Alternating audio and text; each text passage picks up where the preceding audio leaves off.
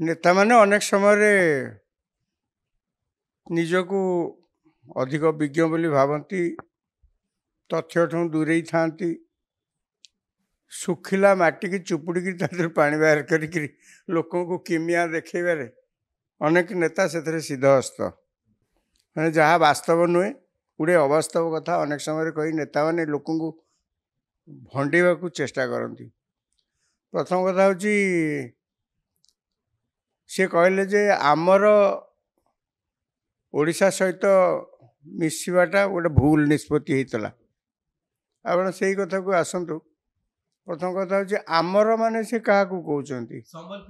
संबलपुर इतिहास को जाऊँ आपड़ इतिहास को जी आप देखिए ओडिशा जो स्वाधीनता पाइला स्वतंत्र भाषा भितर स्वतंत्र राज्य है 1936 मसीह से संबलपुर बा कोशल बोली जो शब्द से व्यवहार कर एक स्वतंत्र अंचल बोलिकी कौटी नाला एक्जिस्ट कर 1803 इंग्रेज माने जो ओडिशा अधिकार कले से कोशल बोली कौन गोटे रिजियन ओडिशा से जगह एक्जिस्ट कर आपण आहरी आगु आगु पछुक पछुक जदि जीवे आप देखिए माने ख्रीष्टपूर्व तृतीय शताब्दी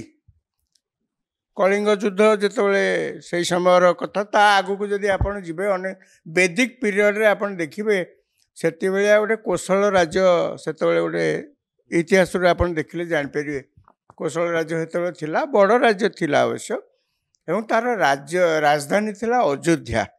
आज मध्य आप कोशलर मानचित्र को जदि गूगल देखिए मगध को लगिकी कोशल राज्य थिला एवं से राज्य बा से समय कथा सी हाँ दक्षिण कोशल हो कि उत्तर कोशल हो सी तो अलग कथा किंतु से ही कोशल ये गोटे माने से राज्यर गोटा फ्रिंज माने पूरा border area territorial border area से एरिया बोली कहला सी राज्य पुणी बेसी दिन सर्वाइव किसी कलानी मुझे जो कहली क्रोनोलॉजिकल कथा कहली ता पूर्व आप देखो मुस्लिम शासक आसछन्ति मोगल माने आसछन्ति मराठा माने आसछन्ति ता पूर्व गंग राजा माने थिले एवं गंग राजा पूर्वर मध्य आप देखिए ऐर खारबल से राजा थिले से समय आप देखिए खारबल राजा हवा पूर्वर मध्य आप इतिहास को देखिले आप देखिए सेतबेले से कोशल अंचल को दखल करथिले मेघवान जिते थे चेदी वंश जो मेघवान थे से समय को आप जीवे से देखिए जे ओडिशा को लगिकी जिते अंचल सब था से सब जय करके सब मिसई देते एक दुई रे सबुठु बेसी प्रतापी साम्राज्य से कलिंग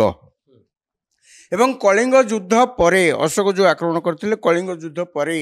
तापर कलिंग ना कह गले तार सत्ता लिभि जाता आउ कलिंग बोलिकी किसी नथिला एवं गोटे समय कलिंगर लंब थिला कलिंगर दैर्घ्य थिला कह गले गंगा ठारू गोदावरी पर्यंत एवं